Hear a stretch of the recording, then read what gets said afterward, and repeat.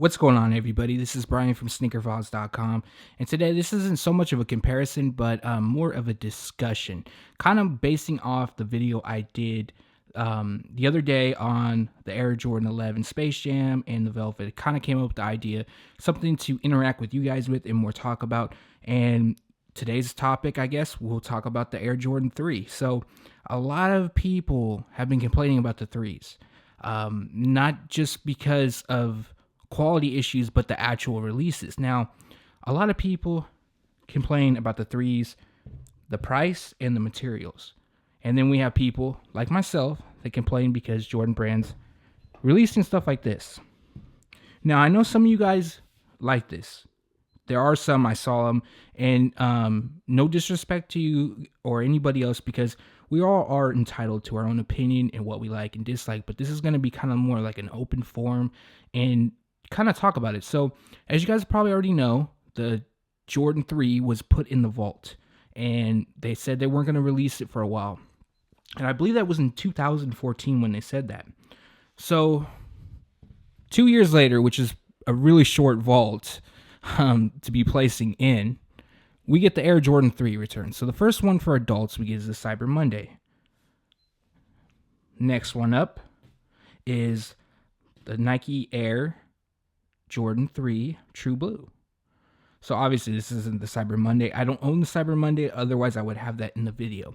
Of course, there's been, I believe, one other GS exclusive that released. I can't remember off the top of my head. And I know there's another one just for kids that's going to be dropping for the end of the month.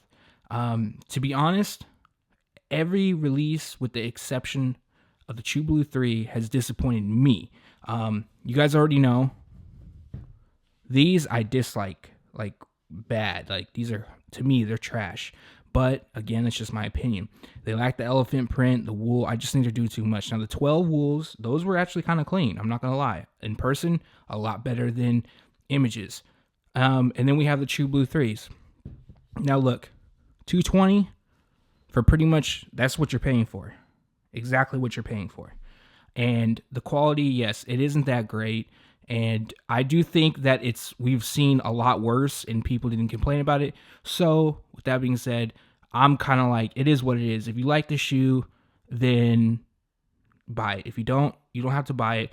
You can be disappointed on the quality because, let's be honest, we were all excited for this shoe. Just about everyone was excited. And then it kind of fell off. So, when the rumors started coming out with the Air Jordan 3 returning, people were excited. And then one of the biggest releases of the year, they let us down. Well, not me per se, because I'm actually cool with it either way. There is a chance that this stiff ass leather will break in with time after being worn, so that's a plus. But I can't confirm that because I haven't been wearing them. But the $220 price tag is steep. Let's be honest, we're paying for Nike Air, and at the same time, yeah, a lot of people complained about the Nike Air. They wanted it back, and then we get it back, but we get that price hike. So what I'm really asking is, would have rather the Jordan 3 just sit in the vault and not return in 2016 at all, or receive the releases that we're having? So that's my first question. Now, my second question is, what would you have liked to see release? Like, for example, the wool. Now, I'm not a fan of this wool upper, but what I would like to see changed on this was somehow integrate elephant print, do something about this two-tone midsole and outsole. I don't really think that looks good in my opinion, but it is what it is. To me, I don't even mind if it's Jordan. If this had Nike, if this had the Jumpman on it, I would be cool with it if we got like a truer to OG. And I know Nike Air is OG, so it kind of like takes away from what I'm saying. But like, even this elephant print being closer to the OG, like lower cut and the actual coloring and everything darker, that would have been dope to me.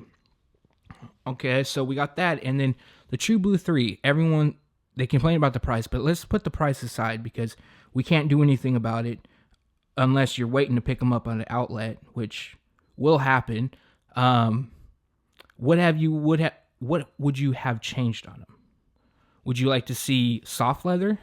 Would you have liked to see this elephant print drop?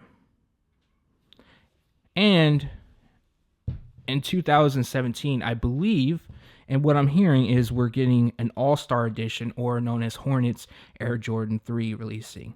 So that won't have the Nike Air. They'll have the Jordan brand, the Jumpman on the Hill. But what would you like to see with that? What would you like to have on it? That plush leather, that soft leather? Probably. Seems like everyone wants the plush leather. It is stiff, but at the end of the day, if you are just wearing the shoes, you know, they will break in with time and they will get dirty. They will get messed up. So what I'm trying to say is, really, in my book and in my opinion, there's pluses and there's negatives to this. The 220 price tag is a negative. Stuff like this releasing, again, I apologize if you're a fan of it, that's a negative. But what is a positive in my book is, I don't have to buy none of this shit. I can save my money. I can do what I want. I can go and buy an OG colorway or an OG Jordan with my money, which I've done quite a bit. So either way, this is kind of like a rant, but also an open forum. Like I said, I like discussing sneakers with you guys, and I appreciate everybody, and I appreciate, you know, our interactions. And even if you have a different opinion than me, that's totally fine. Like, we all have our own opinions. So just let me know. Let's talk, and leave it in the comments below.